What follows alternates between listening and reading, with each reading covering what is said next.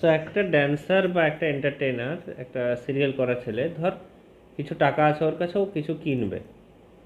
তো যখন কিনে মালটা কোনো র মেটেরিয়াল কিনছে যেটা লিমিটেড, তাহলে সেইটা কী হিসেবে পাচ্ছে?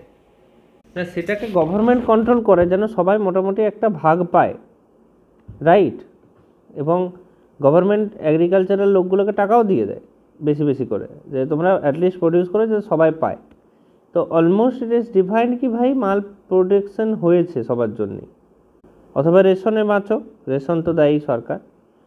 তুমি নেক্সট লেভেলে যেখানে অন্যান্য বিভিন্ন জিনিস আসতে যাচ্ছে যে লিমিটেড, তো আমি মালকে দিচ্ছি কিছু একটা লিমিটেড দিয়ে, তো আমি মাল পেয়ে যাচ্ছি, যেমন ধর কোনো আসবাবপত্র, ফার্নিচার।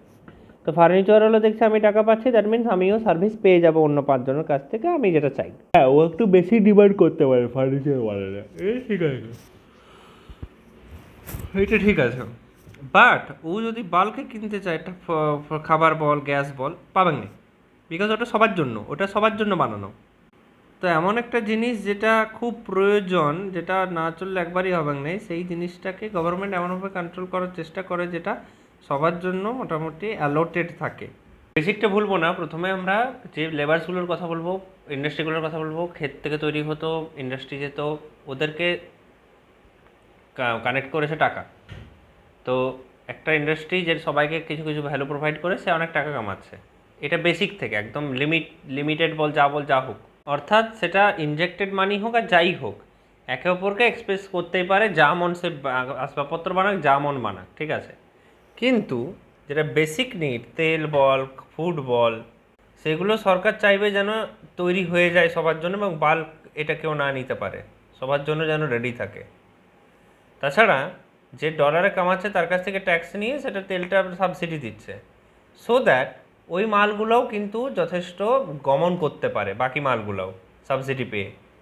আর কৃষকরাও যেন সাবসিডি পেয়ে ওরাও যেমন ধর আরও 5টার কাছে সার্ভিস পেতে পারে, অ্যাট দ্য সেম টাইম খাবারও যেন সবার কাছে চলে আসে, নিত্য প্রয়োজনীয় জিনিসের দাম যেটা বলছে। তো এর কারণে যদি বড় বড় ইন্ডাস্ট্রি ডুবে যায়, বড় বড় ইন্ডাস্ট্রি যদি এতজনকে সার্ভিস দিতে না পারে, প্রোডাক্ট না বানায় কাস্টমারের জন্য, তাহলে বেঁচে থাকবে কি এগ্রিকালচার আর মেন যে জিনিসগুলো যারা সাপ্লাই করতো। যদি সরকার ভাঙে যায় ধর কথা, মানে এখন বিজনেসগুলো কানেক্ট করার চেষ্টা করবে, ডেফিনেটলি হাই হবে এবং অ্যাকুইজিশন হওয়ার চেষ্টা করবে।